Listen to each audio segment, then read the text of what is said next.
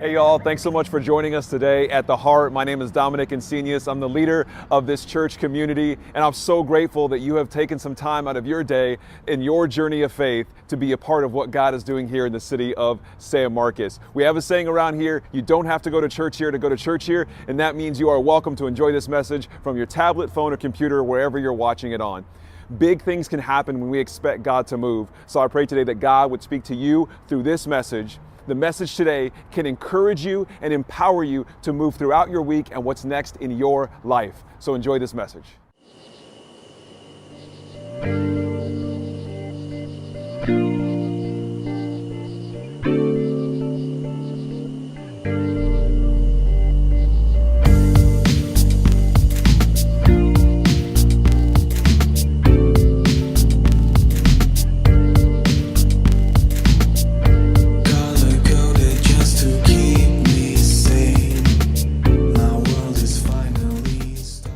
My name is Dominic Insenius. I'm the leader here at The Heart, and we're starting a new series today. It's going to be 3 weeks long, called Before We Leave. Before we leave, before we get out of here, before 2021 is gone. I know that 2021 was really great for some people, really terrible for some people, and just kind of a 2020 hangover for some of us as well. Okay. You say hangover one time, Siri wants to talk to you. And the reason this is three weeks long is there is no church in person on the 26th of December. Every year at the end of the year, the last Sunday, we don't have church in person. We want to give the people that serve here a break. We want to give you time to rest and reflect and relax and really enjoy that time off with family and friends. So the 26th, there will be no church in person. Now, this idea of before we leave, we were kind of thinking like as we're wrapping up the year as a team, wrapping up the year as an organization, we're wrapping up the year as individual families, and we're trying to, what has God done? One of the questions we asked each other is, what have we seen God do this year? What have we seen God do in our life? Let me ask you that. What have you seen God do in your life this year? Some of us have had some big moments, some milestone moments where God has done something really, really big, and maybe you can't think of the last time that God has done something big in your life, the last time God has showed up in a big way.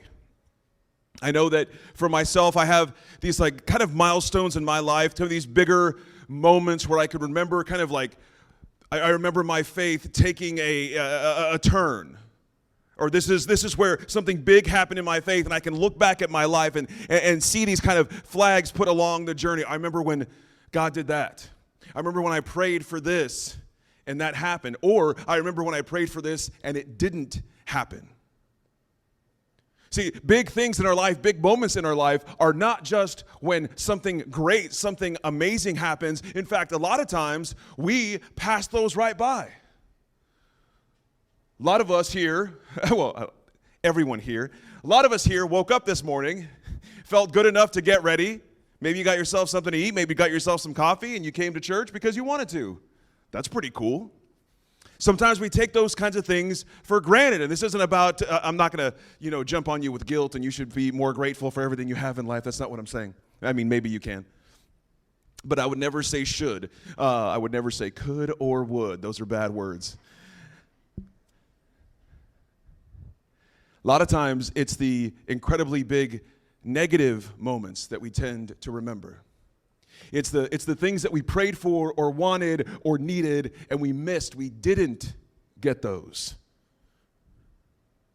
And before we leave this year, I want us to set our faith up for a big year next year. Now, I know time is all relative and nothing's going to be different, a month and a half from now than right now as far as where we're at in life, but we can bring a fresh perspective into the new year. So before we leave, let's maybe take a look at what God has done. What God has done in our life. When I was growing up with Corbin, and I say growing up with Corbin because my son Corbin, I was 22 years old when he was born. And at the time, that seemed old enough. I look back now and I'm like, can you even imagine? I can't imagine because it happened. And, pretty early on, Corbin's mom and we got divorced, and, that was no fun. And then not too long after that, maybe a year or so later, I fell in love, and got married to Amber. And so part of this thing with divorce, I'm sure you've seen movies if you haven't experienced it yourself, is the children have to go back and forth to custody, visits, sleepovers, spend the nights. And I struggled very early on with feeling like a part-time dad, right? He would come over, and sometimes he would have an attitude, and so we'd want to, we got to ground him, or you got to, what do the books say to do? We got to spank him, or I don't know, whatever, whatever we got to do. And then it's like, okay, well, hold on. He's only going to be here for a few days. Is he just going to be in trouble the whole time he's here? Just going to be grounded from the day we pick him up and then dropping him back off at school or back off at his mom's house. And okay, he was grounded the whole time. I hope he'll talk about that in therapy when he's 20. Every time I went to my dad's, I was grounded. And so Amber and we started to think, man, that's something we really need to be praying about.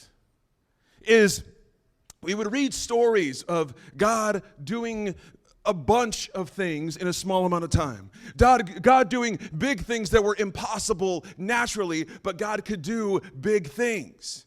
We read about it here. People would tell us about it. This God that would do big things. And I thought maybe, what if God could multiply the time that we have with Corbin? What if he could just, supernaturally, however that works in heaven. I don't know how heaven dollars work, but if God could just supernaturally multiply the time that we were spending together as a family. So even though it was just 2 days, it would satisfy our need for family time, and it would fill that up 7 days worth. Now, I don't know how math works in heaven, but that's what we were praying for.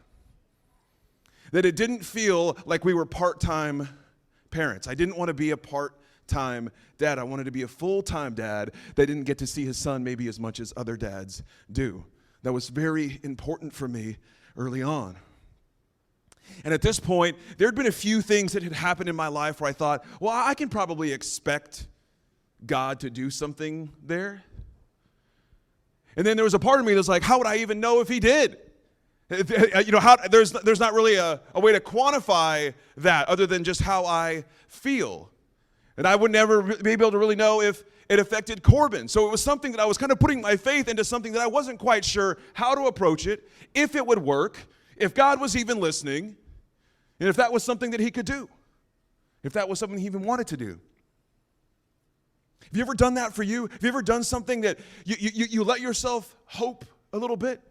You let yourself expect God a little bit? Depending on where our life has been, depending on how we grew up, some of us grew up in a very faith-filled home. It was easy to talk about faith. It was easy to have faith for things. Some of us have had a life where after so many times you start to wonder, maybe God's up there, but he's sure not looking out for my family. Maybe he's up there, but he's got his eyes closed, or he's distracted, because there's been a few times in my life where I really needed him to come through. I really needed something to happen, and he wasn't there. And it can be difficult to expect God to do something if the last time you asked him to do something, it didn't get done. It can be difficult to trust God, to hope from God, if the last time you let yourself hope a little bit, you were let down. And so I want to dig into a scripture today, a verse today in the book of Joshua. And a lot of times, in fact, just in the past series, we talked about this idea of we don't want to be looking back. We want to reflect on what has happened to us, and we want to be moving forward, always forward, progress, progress, progress. And I do want progress for your faith. I want progress for your family. I want progress for your journey in mental health. But I want to talk today about the power of remembering what God has done. So before we jump into Joshua 4, verses 4 through 7, let me set it up for you, okay? If you're not familiar with the Bible or not familiar with Bible stories, that's okay. You might have heard about a man named Moses, okay? The very, very short, dumb version of this is Moses was picked by God to lead his people, the nation of Israel, out of slavery in Egypt. So Moses, you might have seen this in the movies. Moses gets all the people, the Red Sea splits, they walk through the sea, and then it kills all the Egyptians, and everybody's happy, except the Egyptians in this story. Not talked about a lot. So they get across, and Moses gets in trouble by God. He did the wrong thing, and God says, okay, now you and your generation won't ever get to make it to the promised land. So fast forward to the time Moses, he dies, and somebody takes over, and that man is Joshua. And very early on, God is setting up Joshua, as the story goes here, God is setting up Joshua to be the next Moses, to be the next leader, to lead people into the promised land, the land that God has ready for them. And so they're getting ready. They find where they're going to go. They're going to attack the city of Jericho. Jericho's the first city they need to take over. And so they're getting ready to go. Joshua gathers all of them up, reminds them why they're there. And then they start to walk. And when they start to walk, they cross the Jordan River. The Jordan River splits. So the author is doing a good job of saying, hey, remember when Moses did that in the last book? Now Joshua's doing it. See, he is the new Moses. So Joshua and the nation of Israel, everybody walks through. And then we're going to pick up right after they walked through the river. It says there wasn't a dry, or there was not even a wet foot after people were done walking. So this is chapter 4. Here, I'll start with verse 1, and then we'll get to here. Okay, hold on, stay with me. When the whole nation was finally across, God spoke to Joshua. Select 12 men from the people, a man from each tribe, and tell them from right here, the middle of the Jordan, where the feet of the priests are standing firm, take 12 stones, carry them across with you, and set them down in the place where you camp tonight. So let's pick up here. Josh called out 12 men, selected from the people of Israel, one man per tribe. Joshua directed them, cross to the middle of the Jordan and take your place in front of the chest of God, your God. Each of you have a stone to your shoulder, a stone for each of the tribes of the people of Israel. So you'll have something later to mark the occasion. So when your children ask you, what are these stones to you? Why are these stones here? You will say, the flow of the Jordan was stopped in front of the chest of the covenant of God as it crossed the Jordan River, stopped in its tracks. These stones are a permanent memorial for the people of Israel. Let's put these 12 stones here so that no matter how long we live or our kids live or their kids live, we can always remember what God has done. It's put 12 stones here as a memorial. Not keep dwelling here, not live here, not stay here where God did something. Let us remember what God has done and move forward. And if we can go back, can you imagine what it would be like? Let's say you and I, you were part of the crew, and we were walking across, and maybe some of you were doubters are like, it's going to be wet. We know it's going to be wet. You know how you are. And so we get across the Jordan River, and 12 of us are picked to go do these stones. And what an incredible thing to look back and say, these are the stones that we passed. This is where we were. This is where God did something incredible because he was making a path. Literally, he was making a way. Waymaker's coming up. He was making a way for his people to go where they needed to go. Now, imagine that happened last week, last month, last year. Can you imagine, put yourself in that position, can you imagine going back to that area? Maybe a year has passed and some things have gone down in your life and some things went okay, some things haven't been going quite as okay. And you see these 12 stones and it reminds you of what God has done. Do you think, maybe if you don't think this, maybe you can imagine it. Can you imagine that seeing those stones, remembering what God has done, remembering that God has done something huge in your life, wouldn't that prompt your faith? Wouldn't that awaken your faith? Wouldn't that activate your faith a little bit more than it was the day before? Wouldn't that allow you to hope a little bit more, to expect a little bit more when we allow ourselves to remember what God has done? Now, I got to be careful here. We did a series last year, maybe 2 years ago, called Spiritual Bypass. If you haven't listened to that series, I strongly recommend it. It's a good one. Spiritual Bypass, what we did is we talked about how sometimes we can say certain phrases, we can say certain things that spiritually sound right, but we're using it to bypass feelings and emotions we don't want to deal with. Let me tell you what I mean. Only look back. If I say look back and look at the great things that God has done, what we might miss is I want you to look back, but I don't want you to just remember all. Now let's change it and we'll say, I want you to remember all the terrible things that have happened to you. Let's line it up. Remember all those times you prayed for God to help you and he didn't? Let's think about those. Remember that time you prayed for God to heal this and he didn't? Let's think about that. It's kind of depressing. But see, here's what I'm saying, is when we look back, and we look back at the great things God has done, we're not doing that to pretend that everything else didn't happen.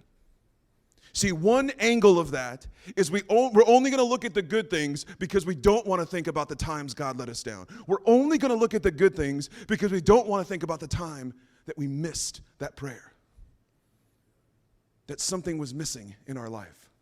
That's one angle. Another angle is I'm going to go back and look at the things that God has done on this journey of ups and downs. And yes, there have been times where I've prayed for something and it didn't happen, where I've needed something and it didn't happen, where I've wanted a relationship to work and it didn't. Those things are in there, and we're not pretending they don't exist. We're not trying to make them disappear. We are saying that God is bigger than those. It's like a confirmation bias. Have you ever been in a relationship with someone, and if they're here in the room or next to you, don't, make a side eye or do this. You ever been in a relationship with someone that you really love, that you're head over heels, and they do something that bothers you a little bit? Let me tell you a reaction you have. If you love this person, you think they're great. Here's the reaction you have. That's weird that they did that. They don't usually do that. They probably didn't know that hurt my feelings because they're not the kind of person that wants to hurt my feelings. They're usually a lot sweeter than that. Here's another conversation.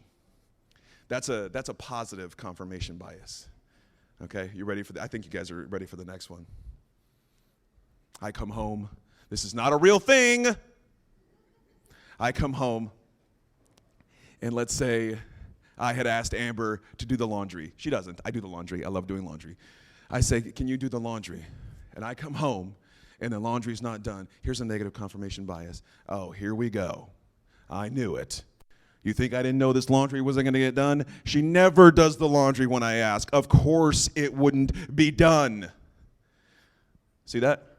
I've already forgotten the time she did do the laundry. I've already forgotten how much I love my wife because I am ready to see where she is letting me down. But what if God, what if in your relationships, what if in your marriage, what if in your children, you were willing to see not where you were let down, but where did something big happen in my life? Where was something significant? Because I want that to prompt my heart to have more faith. I want that to activate my faith, to hope for more and expect more from God.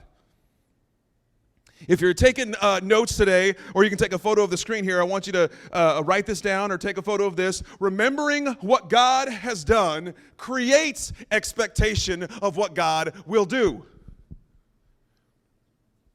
If we're these people that pass the river, dry land, we put the stones here, the stones are dry. And if we can remember what God has done, now we know God can move rivers. God can stop the flow of a river. God can bring us to where he said he was going to do. I wonder what else God can do.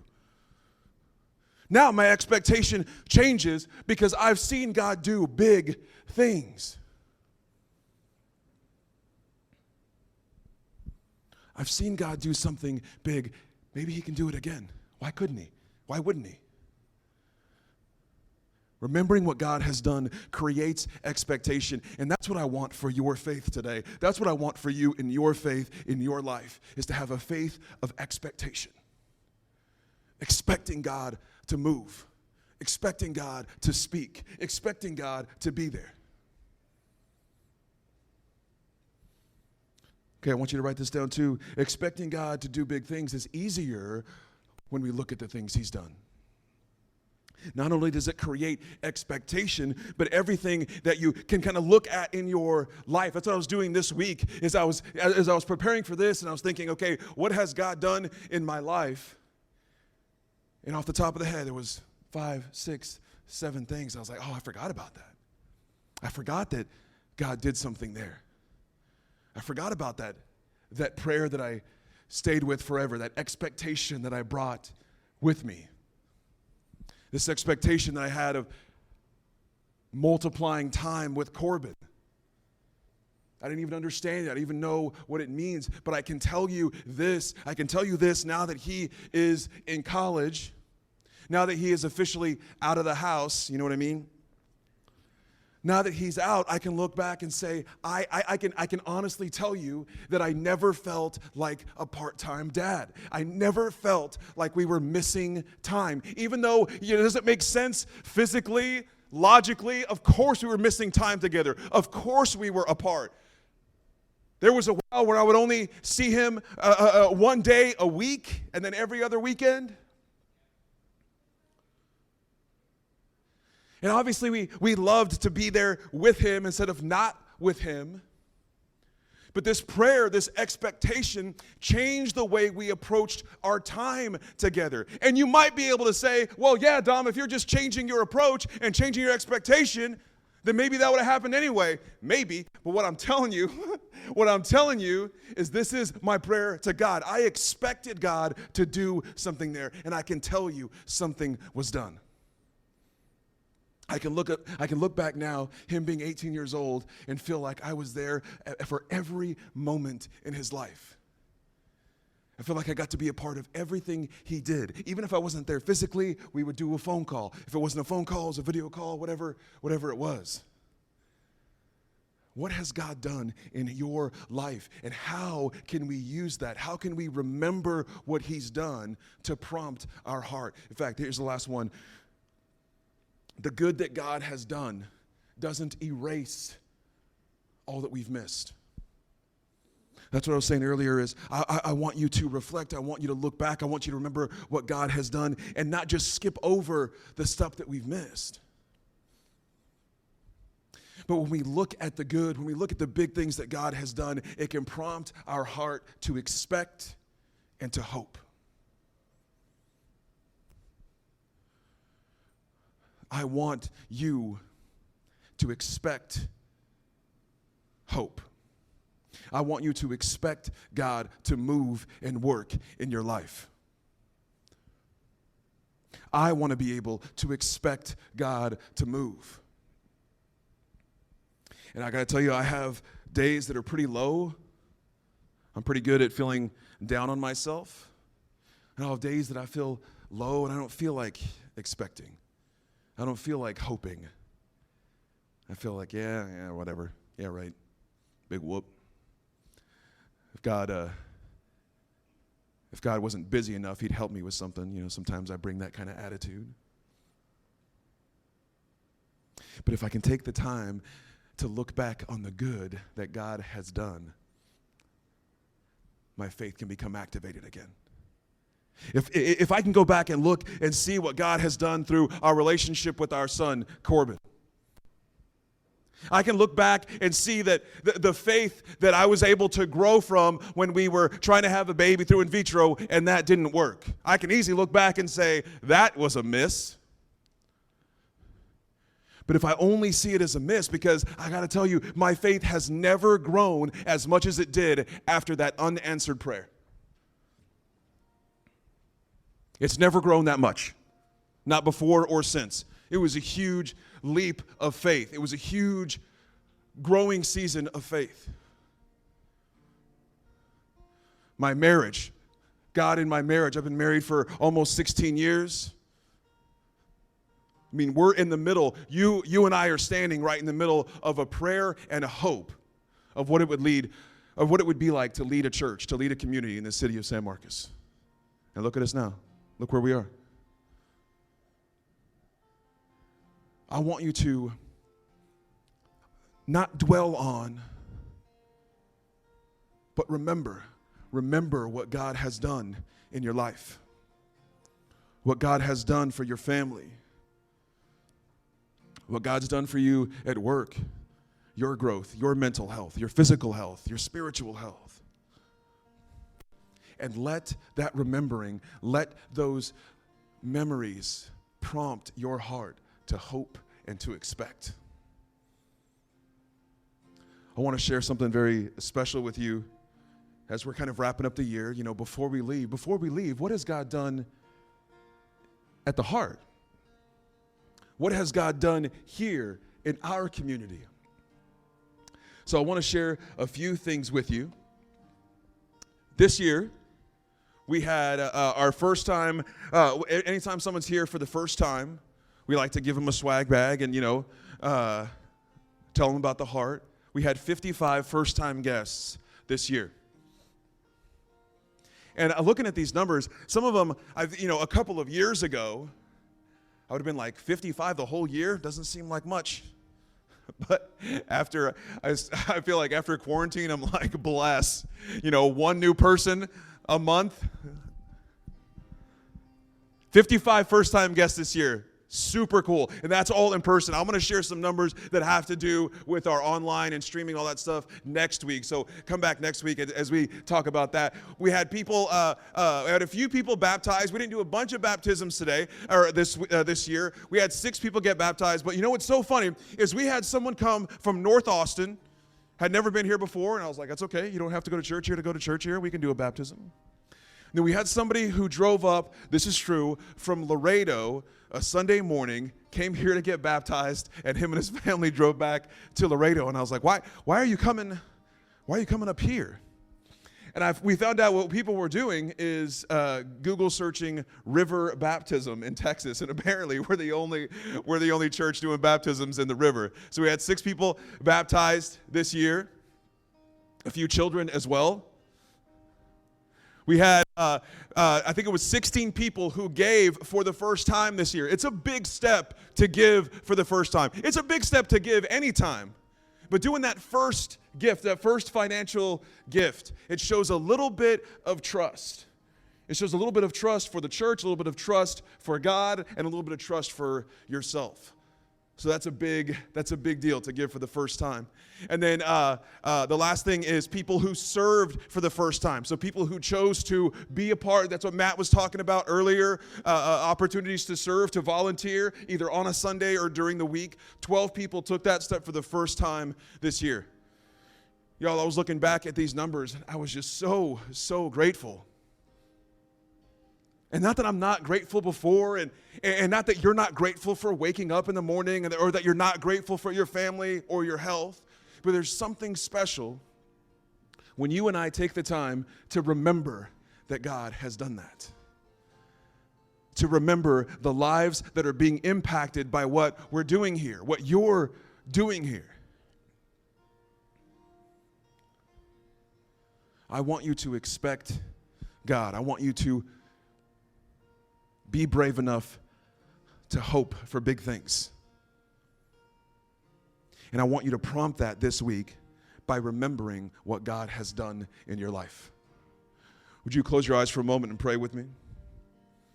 God, we're so grateful to be able to be a people who have seen you do big things, who have seen the mountains that you've moved, the people that you've healed, the relationships that you've mended, the families that you've brought back together. God, I pray this week that we would dare to hope, that we would dare to expect